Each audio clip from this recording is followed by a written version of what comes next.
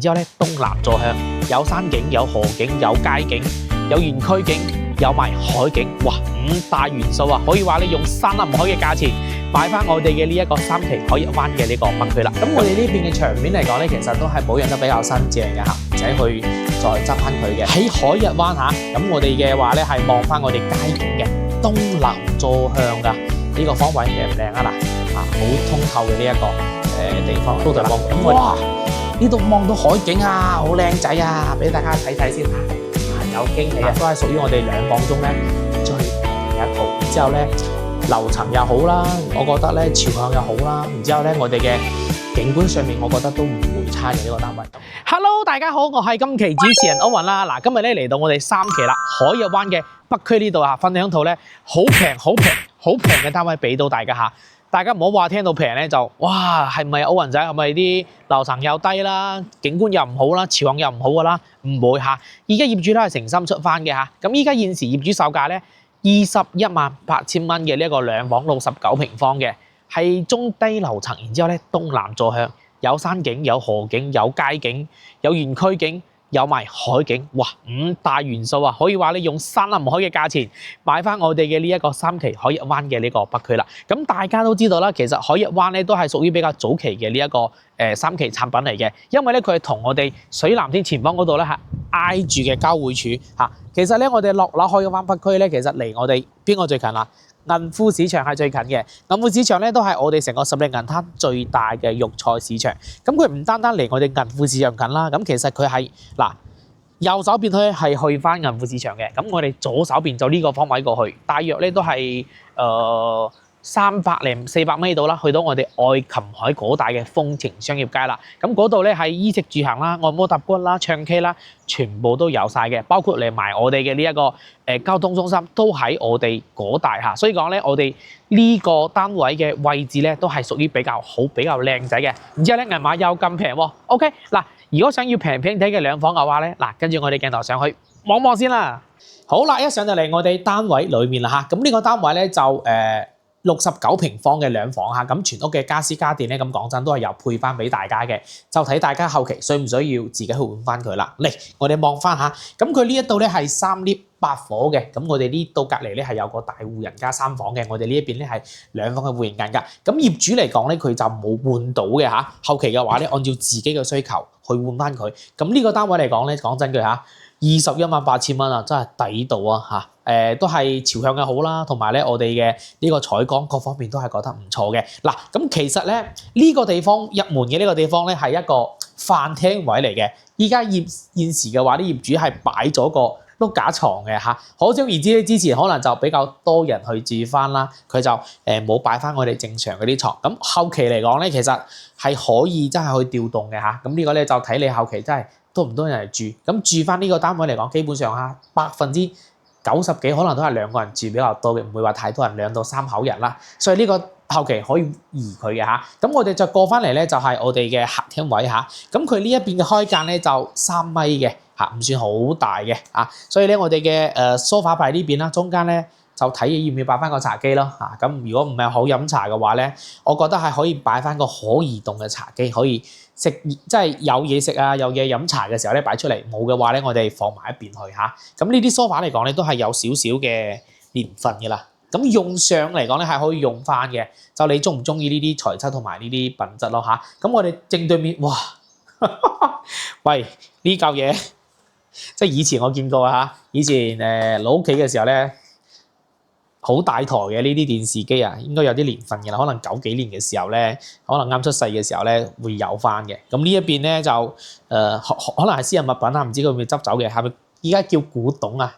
嗱，咁佢呢一邊咧茶几下都係電視櫃佢有翻嘅，後期嘅話咧就自己添置翻就 OK 啦。哇，佢呢度有個茶几嘅喎嚇，呢個可以移過嚟，呢個係嗰啲藤椅嚟啊。所以都係比較唔錯翻嘅。咁我哋呢邊嘅牆面嚟講咧，其實都係保養得比較新淨嘅嚇，唔使去再執翻佢嘅。就睇上去咧，呢個房嚟講會有啲暗，因為今日咧一係陰天，第二咧佢嘅呢個燈啊，哇！真係業主用翻呢啲燈泡仔嚇，用得嚟講咧就光線感就冇咁強嘅。嚟，我哋望翻出面嚇，幾通透。嗱，喺海逸灣嚇，咁我哋嘅話咧係望翻我哋街景嘅東南坐向㗎，呢個方位靚唔靚啊嗱？啊，好通透嘅呢一個地方嚟㗎啦。咁我哋前方咧仲有啲左手邊慢慢轉過嚟咧，有啲河景係俾大家去望翻嘅。啊，咁整個視覺感咧同埋佢嘅通風效果咧都係唔錯翻嘅。嚟俾翻個大家睇下先嚇，俾大家望翻。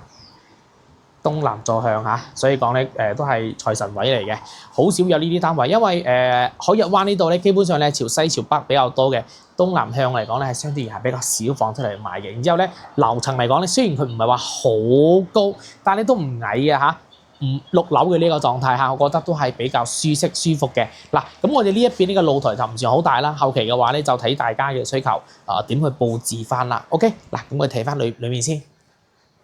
仲有2間房嚇，一個廁所位嘅。嗱，咁我哋睇翻廚房先啦。廚房嚟講係一字開嘅，大家見到兩房呢啲嚇，都係比較新淨。佢煮食爐咧仲未開嘅，燃氣佢都仲未開通嚇，所以講咧佢呢一邊嘅煮食嘅需真係好少。但係咧佢呢一邊咧佢係有啲生鏽嘅嚇，後期嚟講呢邊咧都要換佢嚇，因為之前都有住過嚇。我哋呢一邊咧就搞衞生就 OK 啦。雪櫃佢有台嘅，講真啦都係。好長年份嘅啦，就唔去睇翻佢啦。但上方嘅呢啲櫃咧，就望上去咧反光嘅，好新淨嚇。我覺得都係比較 OK 嘅，保養得整體都係比較好嘅。